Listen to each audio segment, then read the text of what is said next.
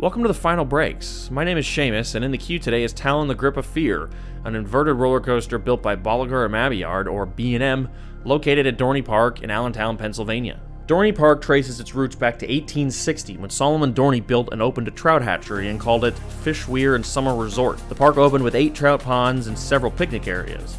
But soon after, in 1870, to drive attendance, Solomon started adding rides, games, animal exhibits, and even a hotel. In 1884, the park was renamed to Dorney's Trout Ponds and Summer Resort. The park's success did not go unnoticed, and in 1901, Solomon sold the park to a trolley company known as the Traction Company, who operated a trolley to the park known as the Dorney Park Line, making it even more popular. In 1923, Robert Plar took over the park and operated it until his death in 1966.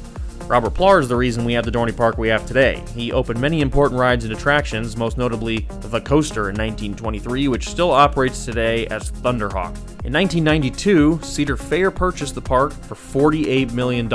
At the time, Cedar Fair was only operating Cedar Point and Valley Fair. The acquisition of Dorney Park was seen as a massive move, with news outlets claiming that it more than doubled the reach of Cedar Fair from 30 to 70 million people due to Dorney Park's relative proximity to major metropolitan areas like New York or Philadelphia. 6 coasters later, in 2000, Dorney announced Talon, a B&M inverted looping coaster. This announcement was substantial since both of Dorney's major competitors already had B&M inverts.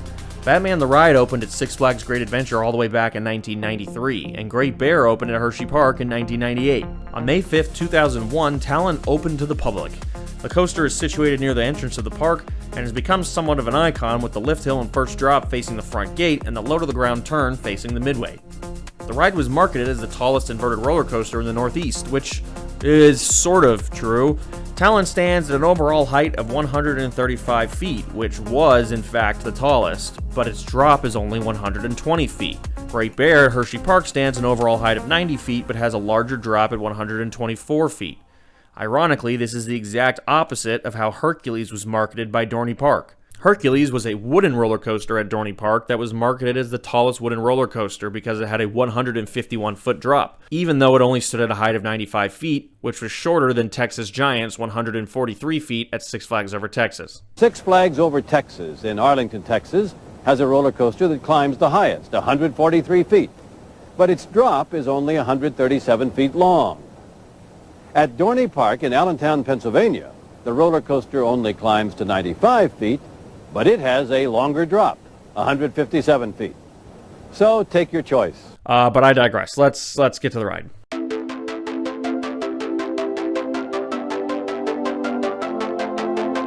The ride begins as the train rolls out of the station and climbs the 135-foot lift hill.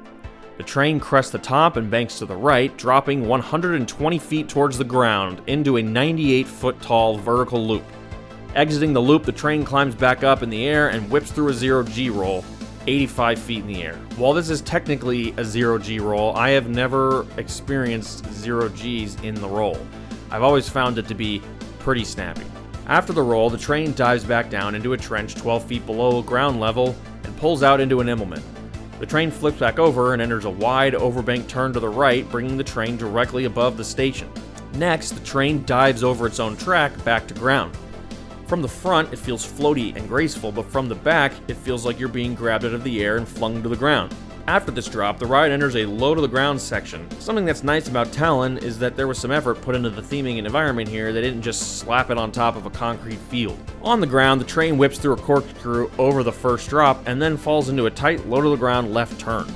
This turn opens to the midway of the park, and it merely makes for a nice visual.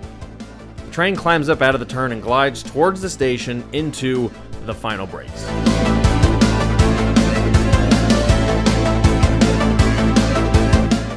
Talon is 135 feet tall and has a 120-foot drop. She covers 4 inversions over 3,110 feet of track, hitting a top speed of 58 miles per hour. The ride lasts about 1 minute and 45 seconds. Overall, this is a great and balanced ride. The elements have a lot of bite that you would expect from a B&M invert. They're very snappy, especially from the back of the train, which is where I usually ride these things from. It's not quite as snappy as the Batmans, which, in my opinion, are probably the best example of that quality. It's also not as intense as some of the other inverts, like Alpengeist, for example. I haven't ridden Montu yet, but I'm sure Montu is also more intense. This one adds a lot of gracefulness to it that goes a long way. A lot of the swooping turns do fling you up on your side, but there's an underlying floaty quality that is very complementary to the more aggressive elements. It also really ties the theming together, and on that note, I do want to mention the theming because theming doesn't really get mentioned too often on rides like this. I'm not saying that this is a Disney Universal ride or something. I just mean to say that there's clearly effort at play here. It's subtle, but it's also very thoughtful. The way the landscaping's arranged with the dirt and the trees really does make an enhancement to the ride. You might not notice it if you were just going in blind and not thinking about it, but if you compare this to what they've done for other parking lot coasters, you can even compare it to a lot of the Batman clones. Most of these are just built over grass fields. Adding the dirt trenches to Talon really makes a huge difference, even if you're not noticing it. I'd say the best element here is the roll after the loop. The ride really takes it to you, throwing you a loop, a roll, and an Immelman back to back to back, but the roll really has the most aggressive snap. The worst element is the S-bend thing before the dive.